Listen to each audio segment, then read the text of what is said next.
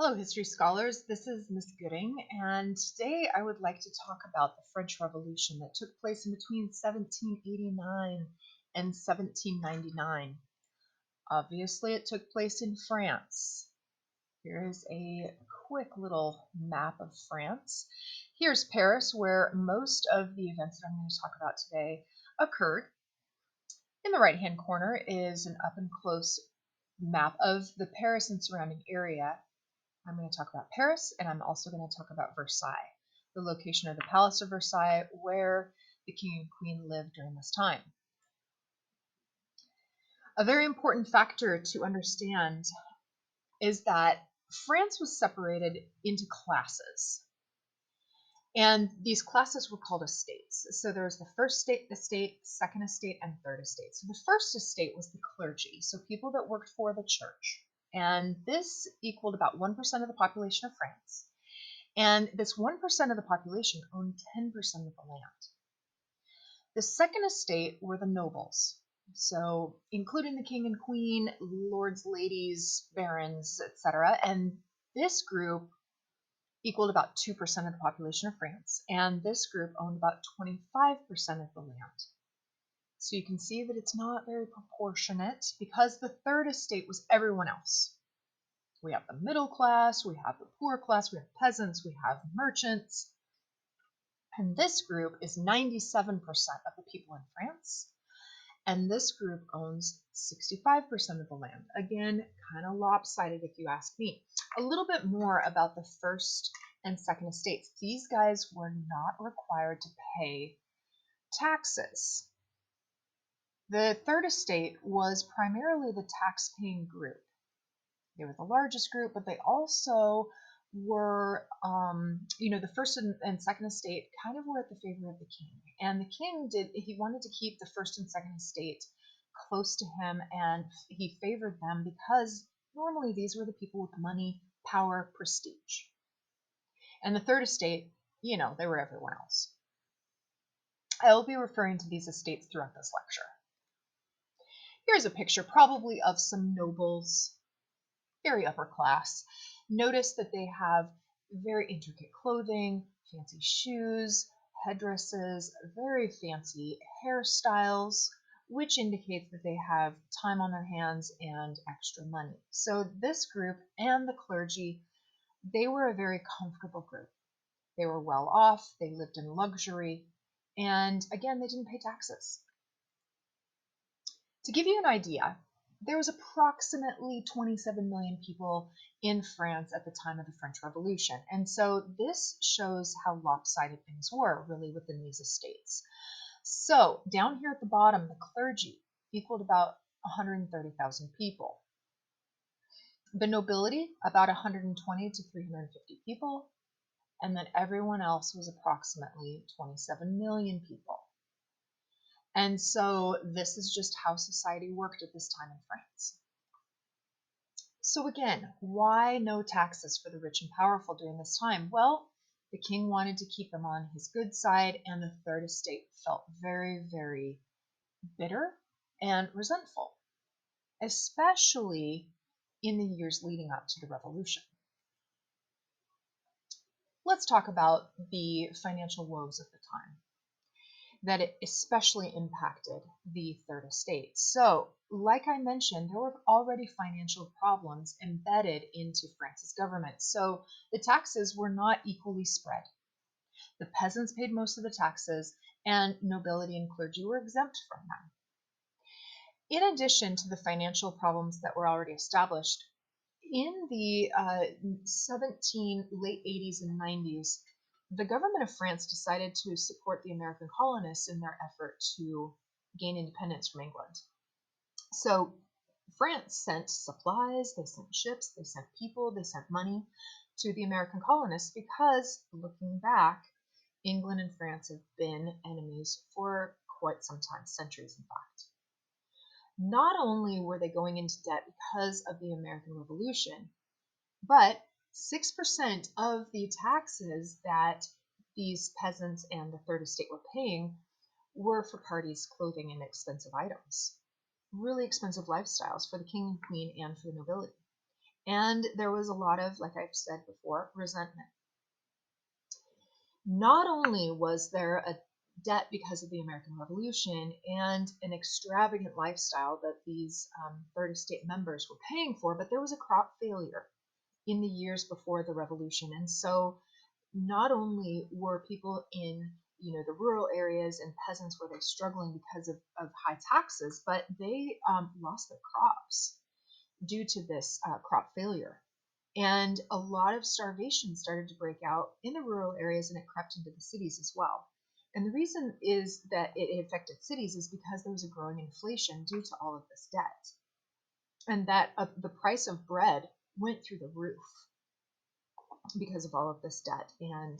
And so this really it seemed to not affect the first and second estates as much as it affected the third estate. But the third estate definitely eventually makes it the first and second estate's problem. Another thing that was going on during this time was the Enlightenment. And overall, the Enlightenment was a philosophy that was established during the 17th and 18th centuries, and it was begun by a man named John Locke. And John Locke, his ideas were that every human being had a natural right to life, liberty, and the ownership of property. There was also, through the Enlightenment, an emphasis on reason, scientific method, and a separation of church and state. So France was heavily influenced by the American Revolution, which was also influenced by the Enlightenment. And so France started to get into their minds, especially the third estate, that we deserve a right to life, liberty, and the ownership of property. And another part of John Locke's philosophy was that if your government does not allow you to pursue those things, like natural rights to life, property, pursuit of happiness, etc., the people have a right to overthrow their government. And so the Enlightenment came into play big time here with the French Revolution. Here are the pictures of the monarchs of the time. We have King Louis the 16th and we have Marie Antoinette. King Louis was made king at an especially young age. His father died unexpectedly, and I believe he was, I'd have to look it up, probably made king when he was a toddler, right? Marie Antoinette was kind of an arranged marriage. She was from Austria. She was from the noble class in Austria. And they decided that it would be a good idea if these two married because it would solidify the relationship between France and Austria. Unfortunately, these two married really young, something like 13 years old. They were fairly out of touch with what their countries were going through. They didn't understand the third estate. They didn't really pay attention to finances. And this was then part of the problem that led to the French Revolution, is monarchs that were definitely out of touch. And here's another picture of Marie Antoinette. She was known for her glamorous clothes, her overspending. She also was known for her outrageous hairstyles. There's actually a primary source that refers to her hair being in the shape of a boat at one point in time. So she lived a life of luxury and enjoyed it. All right, so with all of the debt, with the crop failures, eventually King Louis XVI, he realizes that his country is really struggling. And so he decides to call a meeting called the Estates General. And it was a meeting of the three estates. It was the first time in like 175 years since 1614 that one of these meetings had been called. So, good for King Louis, right, for actually doing this. So his goal was that he didn't want to upset them, but to get the first and second estates to pay a little bit of taxes and to raise money. Well, of course, the first and second estates, they did not want to change. They liked their life. They were happy. They were having fun, and they didn't want anything to change. So the first and second estates kind of banded together, and they refused to make any negotiations or leanings or whatever, and they blocked the efforts of the third estate to share taxes or to make any improvements at all for the life of those that lived in the Third Estate. So, as these meetings go, it was a really long meeting. There was a break. The Third Estate folks, they left the meeting, and King Louis and his folks, they locked the people out of this estate's general meeting. They locked them out. I don't know if they physically locked the door, but they did not let them back in because the First and Second Estates were not happy with some of the things that the Third Estate was saying. So the Third Estate took it upon themselves. They had to go find a place to meet. And so they found a tennis court. And it wasn't tennis at the time, but it was something similar, very similar to what we call tennis today. But they met at this tennis court. And on this tennis court, they resumed their own meeting. And they began to call themselves the National Assembly.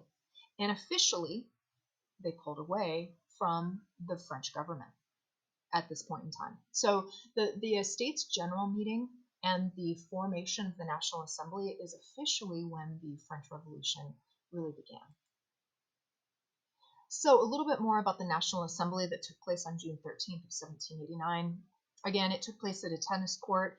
People did not allow each other to leave until they actually had a new written constitution for France, of course, based on Enlightenment ideas. The king hears winds of this, and he wants the First and Second Estates to join the National Assembly because he's freaked out. You guys, he's freaked out of what the Third Estate might accomplish, how they might rebel. But really within the National Assembly, the Third Estate now has a majority voice, and they have a rebel government. So the king, feeling threatened, gathers up troops. He gets a standing army ready to go, and he gets them organized for his protection and the protection of the First and Second Estates. So people think that he's going to actually break up the National Assembly, but he doesn't. And what we have then is we have the Third Estate who hears that he is gathering his troops and getting them organized.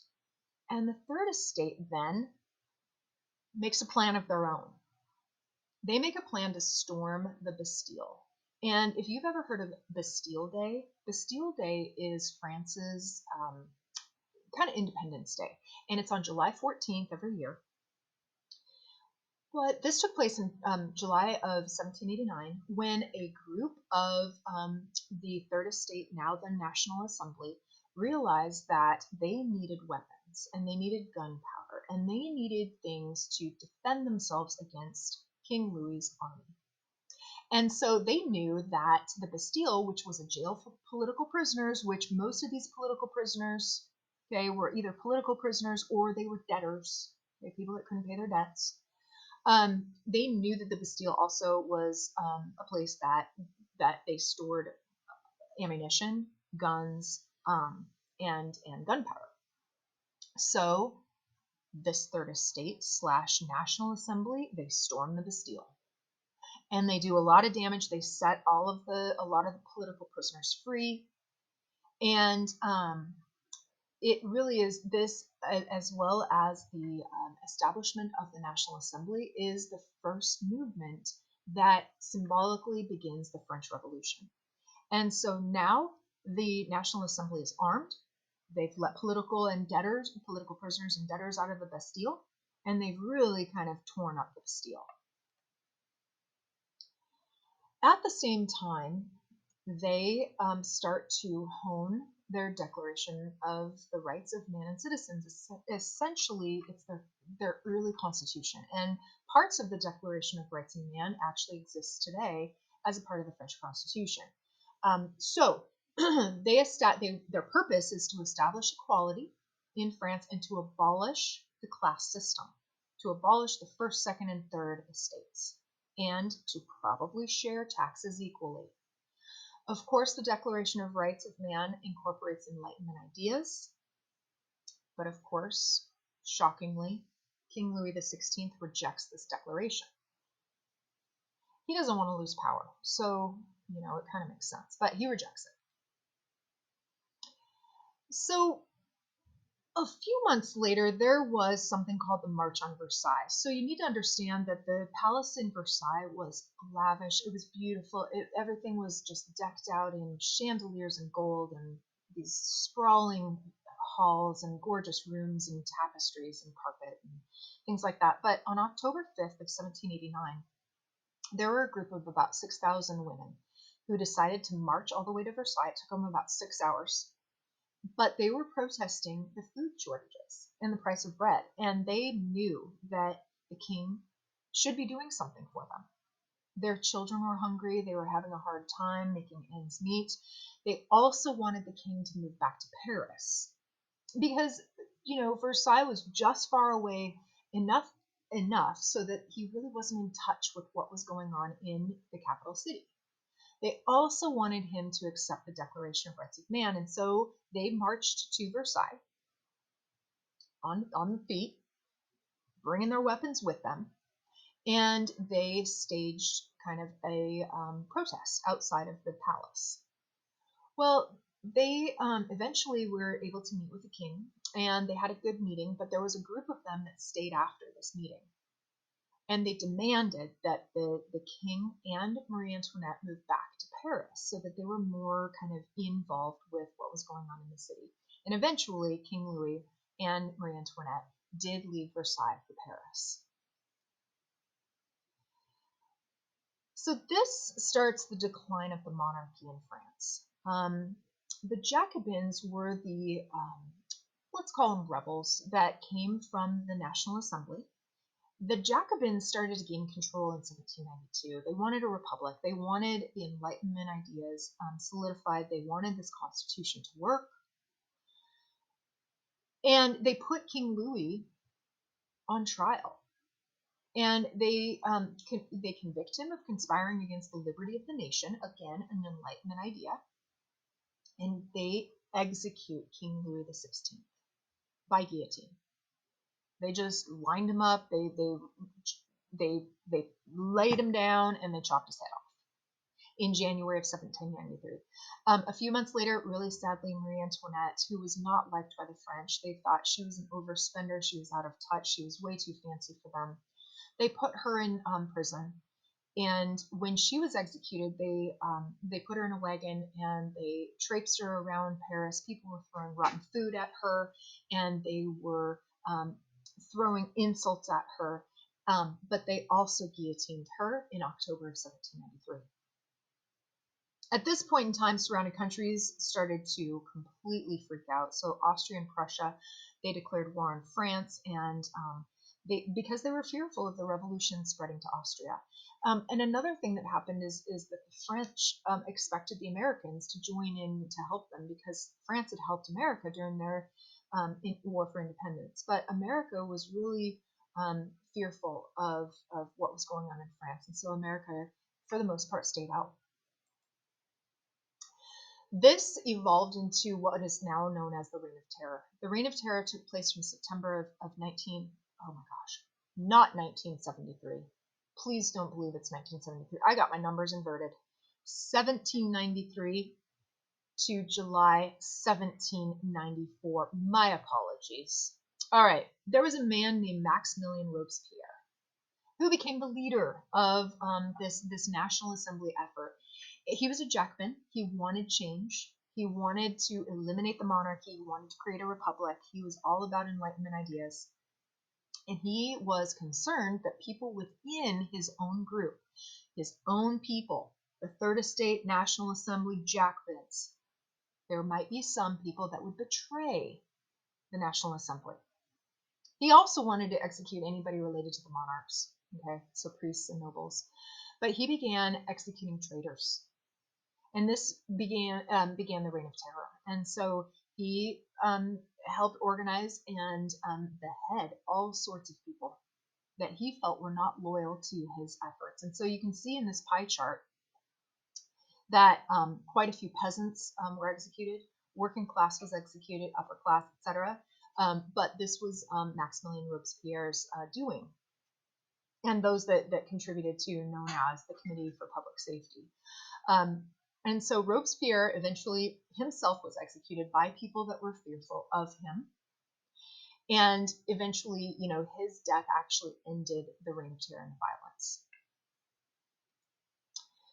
So, like I mentioned in the previous slide, the Committee for Public Safety was the group of people that made and carried out the executions during the Reign of Terror.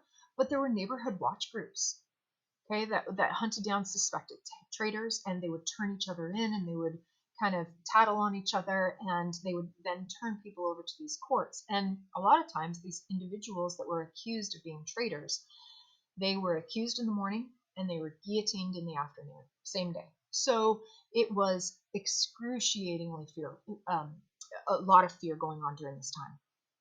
Neighbor against neighbor, many innocent people were executed. So during the years of November of 1795, I'm glad I got my years right this time, and November 1799, the Directory was established, and this was the first French Republic. Okay, based on Enlightenment ideas, there was a new constitution, there were houses of legislature established, there was an executive committee. They, the new democracy, the new republic was kind of clunky, and people became frustrated by it. They had trouble making decisions, passing laws. There was a growing gap between the rich and the poor, and that was not their original intent. They wanted to decrease the gap between the rich and the poor, and they wanted to eliminate classes.